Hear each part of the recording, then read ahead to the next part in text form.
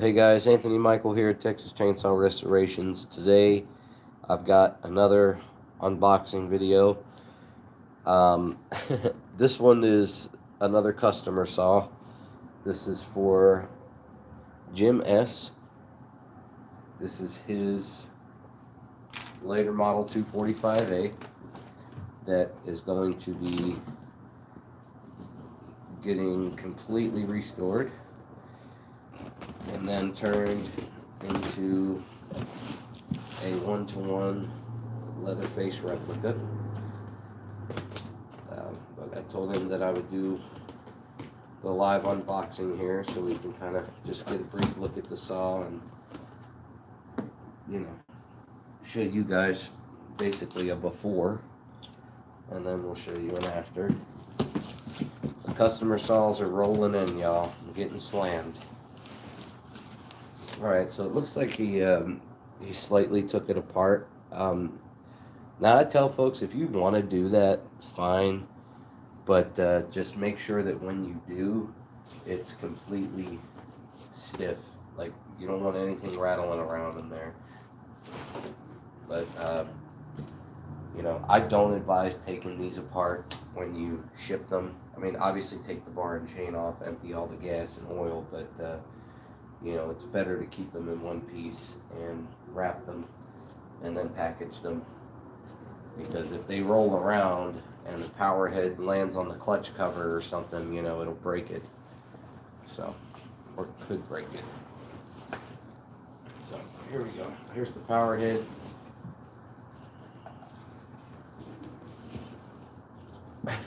Packing peanuts are definitely not my favorite with these things. Slightly getting every nook and cranny. But here you go. As you can see, it's a pretty decent later 245A. Let's try to get some of the peanuts out of there. I did notice this in the photos when he sent it to me, that the pull rope handle, this is typical for a lot of these. The Poland pull rope handle, the piece they dry rot. They're like a rubber, plastic rubber. But he's actually sending me another one that he has on his 306 to use. It's the identification tag. So this saw is kind of like a Frankenstein of parts, maybe.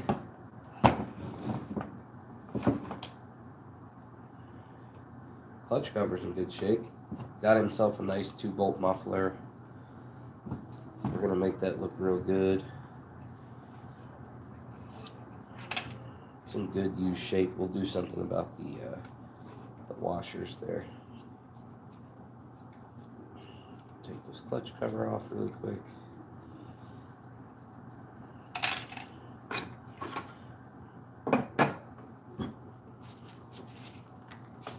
Alright.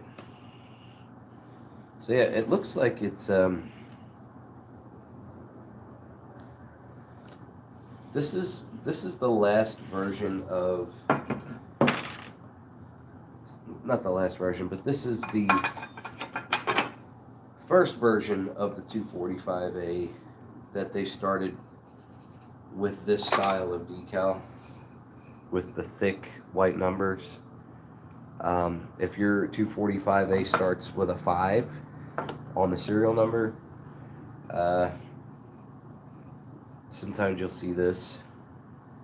They started doing it like this from there on out, and then they changed the muffler.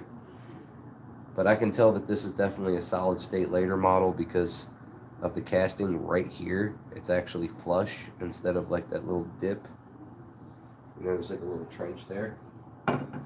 And also too, if the tops are original, you can see that it's got the early style tops still, the really thin casting lines. And then also another telltale sign, which we're going to check right now, is another casting. Yeah, see right here. There's no divider here in between the oiler lever and that little screw. So if that clutch cover is original to this saw, which it looks like it is, this is the first version of this version of the saw.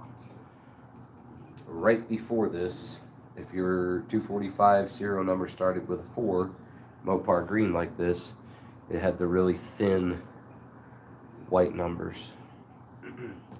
So it's really cool. You will find these here and there. There was actually one on eBay a little while back with this clutch cover and a 2-bolt muffler. It looked really good, but I did miss out on it, unfortunately. But I need another one of these saws like I need a hole in the head, guys. Here, let's check the compression out on this really quick. It's got good compression.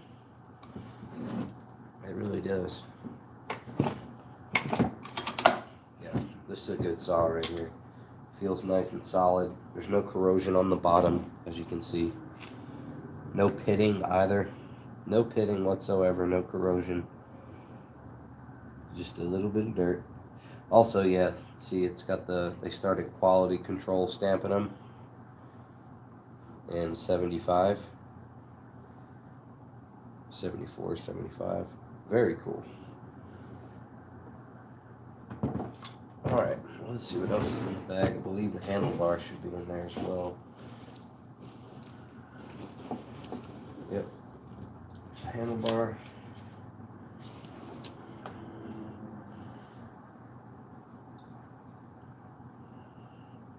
This is the half-cut heat shrink version. This was on the saws from 72 until 75, and then in 75 they switched to the thick foam rubber. But we're going to cut this off and put the early grip on it.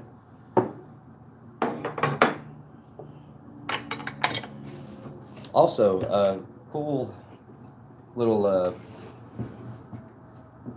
cool thing about this saw. My buddy Jim, he actually got this. If you guys know who Bodie is, Bodie from Empire Workshop, he did a video talking about the saw used in the original Texas Chainsaw Massacre. This is actually that saw that's in the video there. So this is the second time that this saw has made its YouTube debut. So, which is really cool. Okay, it looks like he's got. Okay, this is just some extra hardware. Looks like some extra bolts, muffler bolts, handlebar hardware, and bar guide plates. Which I don't believe he sent a bar. I don't think he did. It wouldn't fit in here. Maybe he's got one, or he might be looking for one. But yeah, okay, so I think that's it. But yeah, there you go.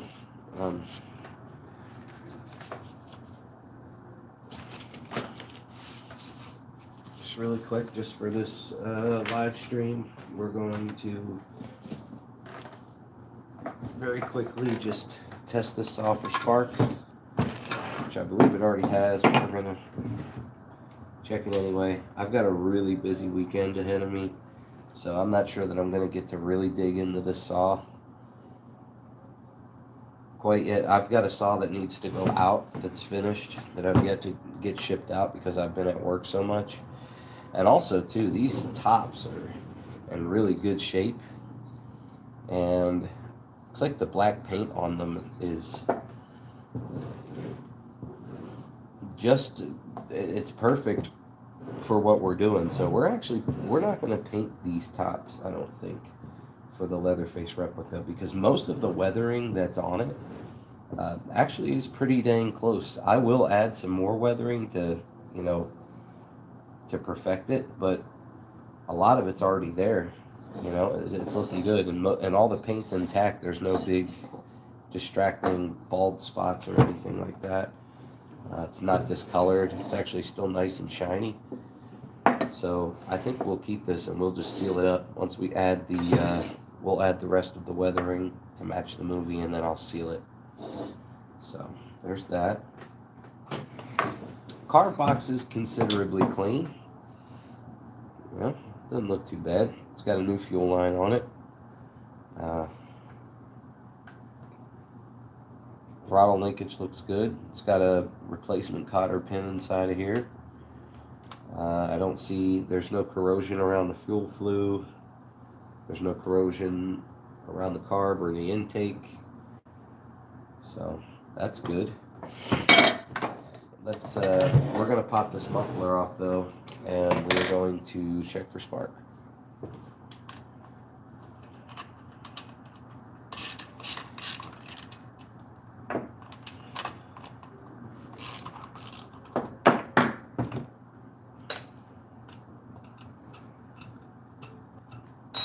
It feels like the screw is coming out one piece. Yeah, that happens sometimes, especially when you get this kind of going on.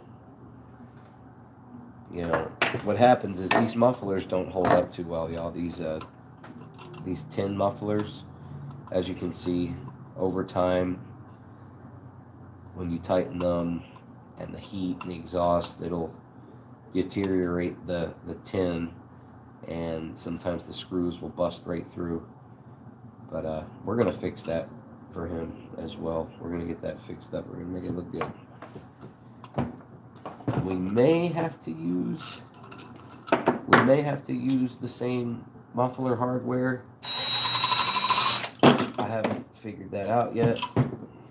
Let's see how bad this one is. Yeah, that's not too bad. You know, we'll get that banged out, and then I'll actually even fill this in some too. I'll fill in the holes around the edges, then we'll sand it smooth, and then we'll put some fresh bluing on there, or black paint engine enamel. We'll see. I'll kind of decide as I go, and we'll see what our options are once we get there. So that can go here.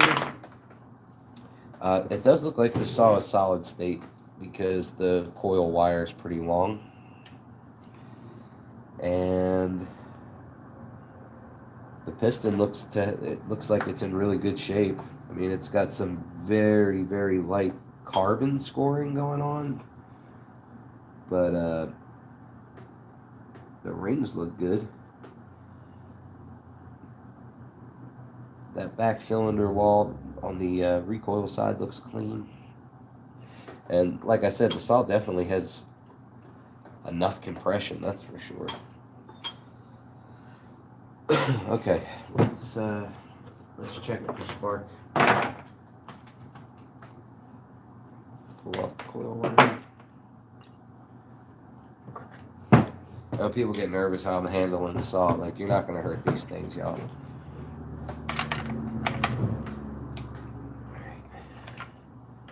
Spark plug was like barely in it.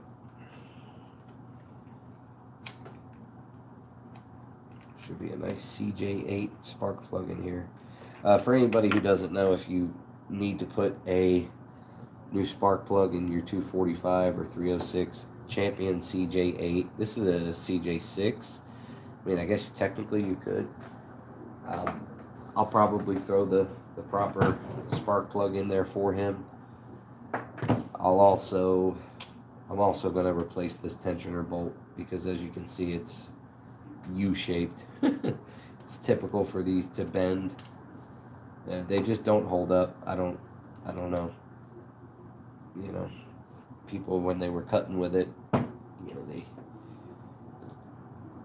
forced the bar in a funny direction. And here we go. Let's check for spark. Turn the coil on. Put the plug on the cylinder. Give it a pull. I don't have a spark tester, guys. I know I should. For as many of these as I do, I should have one, but I don't. It's got plenty of spark. Plenty of spark. So that's good. Yeah, I'm pretty sure this runs. I think he sent me a video of this running, or maybe the other one. You told me this runs. But this thing's gonna get the works, y'all. We're gonna take it completely apart, clean it all out, and rebuild it. And then we're going to sand it all down,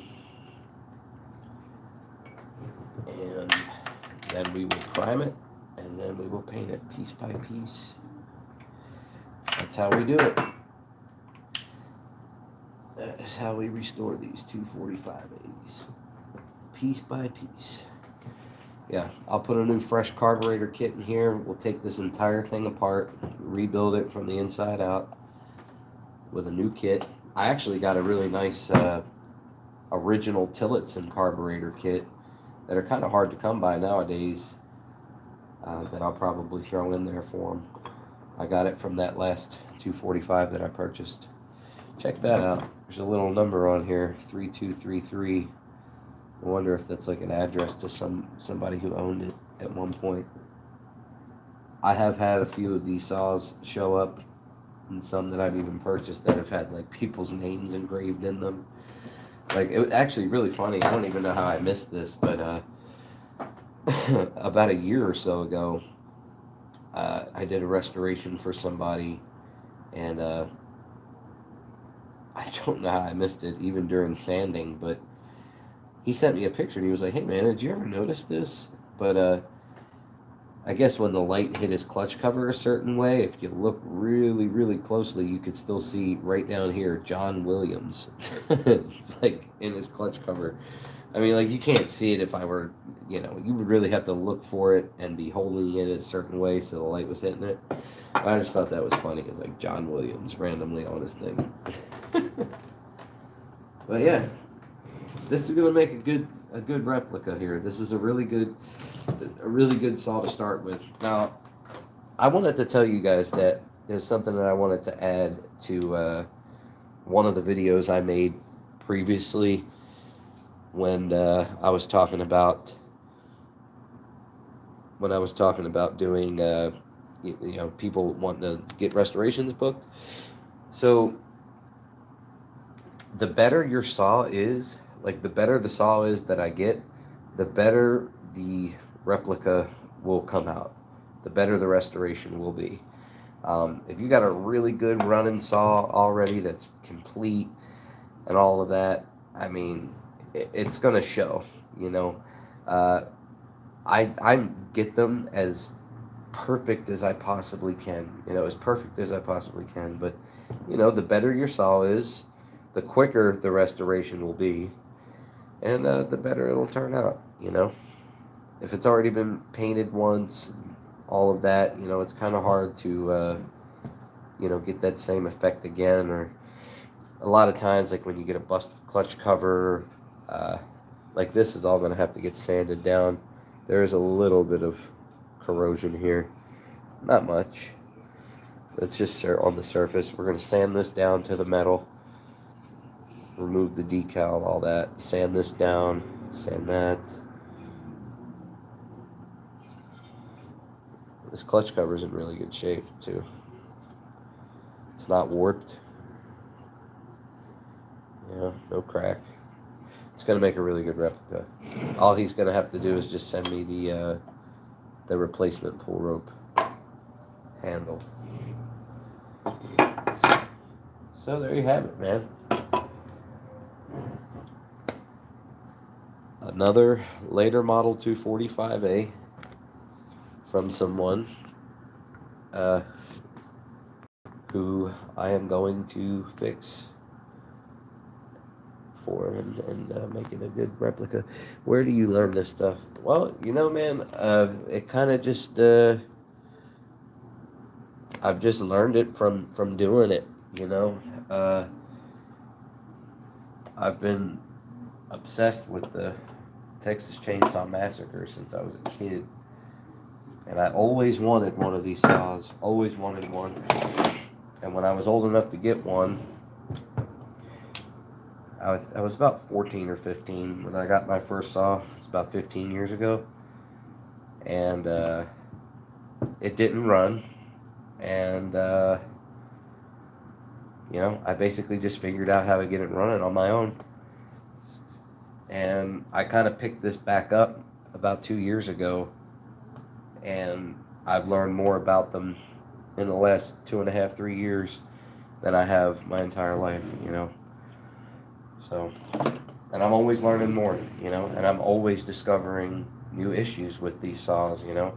I've actually built some completely from scratch. I know that sounds crazy, but what I mean by that is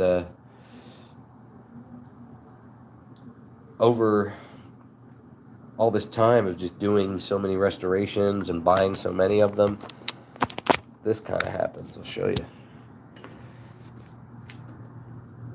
You end up with like this, you know, just loads and loads and loads of parts. And every once in a while, I'll go through those parts and build a saw. I've done that 3 times so far. Build a saw completely from scratch. I did do a project saw where I literally built, like, from the ground up. The crankcase and everything was completely assembled by hand. And I used a whole bunch of like brand new parts that I had accumulated. And I got a nice, good running saw out of it. Painted it, made it look good, and actually sold it to a friend of mine. My buddy Clint Edwards bought it and gave it to his son, his young son, who is a big Texas Chainsaw fan. So I'm glad he has it, and he's got it on display. It's really nice. But yeah, that saw was nuts and bolts, man. It started out as, you know, pieces this big and a crankshaft, and I turned it into a complete 245. So, but yeah, so stay tuned for this one. I have one that needs to go out that I just finished. For you new viewers, if you'd like to see what that looks like, it's in my shorts. You can check out my YouTube shorts. Most recent one for Tom S. Leatherface replica. That's exactly what this saw is going to look like when I'm done. I also have to go buy more paint, the proper paint. I go to a place called Color Match Automotive here in Nashville. They make my paint for me, and I've been using them now for a while. So far, it's the best product that I've used for these restorations so far. All right, y'all. Thanks for watching.